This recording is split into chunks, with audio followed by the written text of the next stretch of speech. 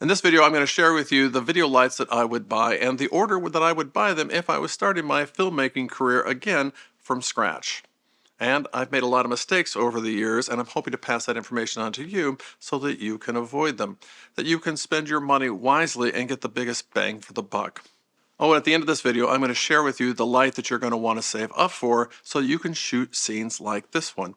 This was a parody of Ted Lasso that was used for a Boys and Girls Club fundraiser. I think it turned out fantastic and wouldn't be possible without this kind of light. It's a very expensive light that I'll talk a lot more about at the end of this video, but I wouldn't start with that light if I was just starting out in filmmaking. Now, all the lights that I'm going to show you today are either from Aputure or from their budget line, Amaran. And there are two reasons for that. First, Aputure is sponsoring this video. How cool is that?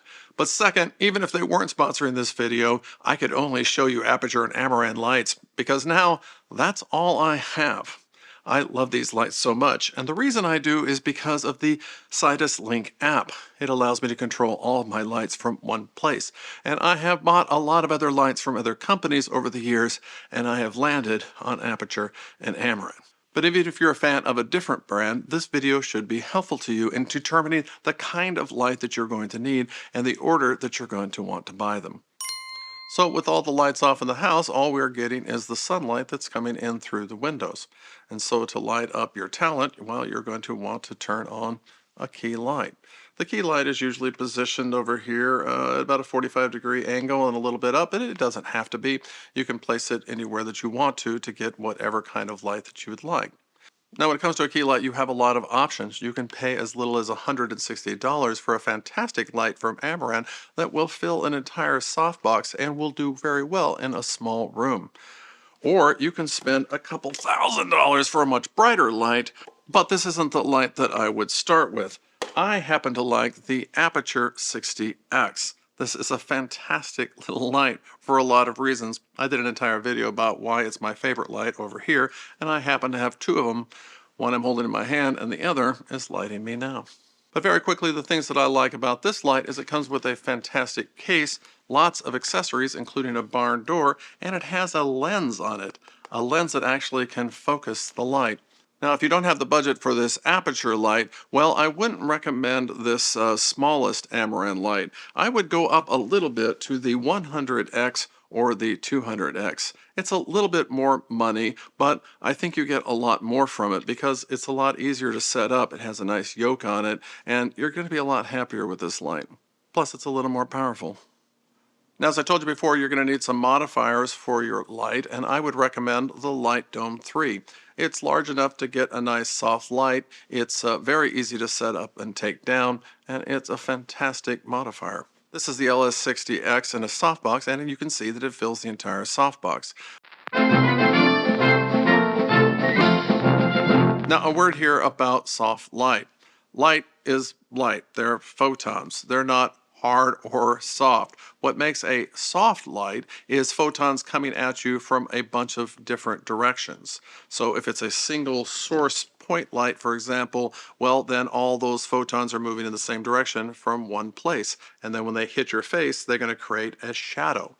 If you put a softbox in front of your light, then that spreads the light out, and so instead of coming from the light, it's now coming from the source. And if that source is bigger, well, some of the photons are going to be hitting you from this direction, some of you are going to be hitting you from this direction, and that makes a softer light. So here I've taken the softbox off, and you can see the difference between a harsh light and a soft light. Now, it's a lot brighter because the diffusion takes down some of the stops of light, so if we just bring it down a little bit, well, that would be what a hard light would do in this situation. Now with the modifier back on, well, we'll just have to bring it back up. Something like that. Yeah, it looks pretty good. Now, one of the reasons the video lights are so expensive is that not only is it the light that you need and the modifier, but you're also going to need a stand. And then sandbags for that stand. Yeah, the list just keeps growing and growing. Now, when it comes to buying stands, well, there are a few options here as well. If you buy something super cheap, well, it's probably just going to break on you and you're going to be buying more and more stands. When I bought C stands 10 years ago, well, I'm still using them and they are still rock solid and have not let me down. So if I was starting over, I would start with a couple of C stands. Yeah, they're more money, but they will last and last and last. But if you're not really sure that filmmaking is going to be your lifelong pursuit, well, you can buy a cheaper stand and get by. But don't scrimp on the sandbag, because there's nothing worse than watching your light fall on set, especially if it falls on someone. Get a sandbag. Now the next light I would buy would be the MT Pro from Aputure. This is a fantastic little light and can do so many things, and it is incredibly bright. It won't be a very good key light. You're not going to want to start with a light like this. So it's not the first light I would buy, but it's definitely the second, because it can do a lot of things, and especially it can do a great job as a rim light. Here, let me turn on this rim light. Well, there it is. Can you see the difference? It's kind of hard to spot. Turn it off and turn it on. Here, I'll turn the key light off and then I'll turn it on and off. Yeah, it's a small thing, but it makes a big difference. Now, I did an entire video about why every filmmaker needs one of these lights in their kit. I happen to have two, and I use them all the time. Sometimes I use them as a rim light, but they come in handy for so many other things. So even if you later find a rim light that you like better, well, this won't become a doorstop. You'll use it again and again. Now the next light I would recommend is the MC Pro. This is one of my all-time favorite lights. Again, a light that you will use in a lot of different situations, but makes a great fill light. Here, let me turn it on. So here it is without the fill light, and here it is with the MC Pro. Just gives that little kick in the face. I use this a lot for interviews. Now when I use the MC Pro as a fill light, I like to use this modifier here. It's relatively inexpensive and it's magnetic and just goes on like that. I really, really like this modifier. It gives a nice round catch light as well in the eye. Now the fourth light that I would suggest you buy is the Aputure B7c. This is fantastic, and you need at least one of these in your kit as well, because you can replace it for the regular bulb in your lamp, and that gives you full Sidus link control. So you can make it dimmer or brighter or even change the color. Yeah, all kinds of possibilities with this light. Now the thing I like most about it is you can get the color temperature you want. It even has a few presets that are built in. So if you want to get a warm glow, or if you want something cooler, well, it's just a touch away. So those are the first four of the lights that I would buy, because these are the lights that I use over and over in small situations like this. But now for the light that I would save my money for.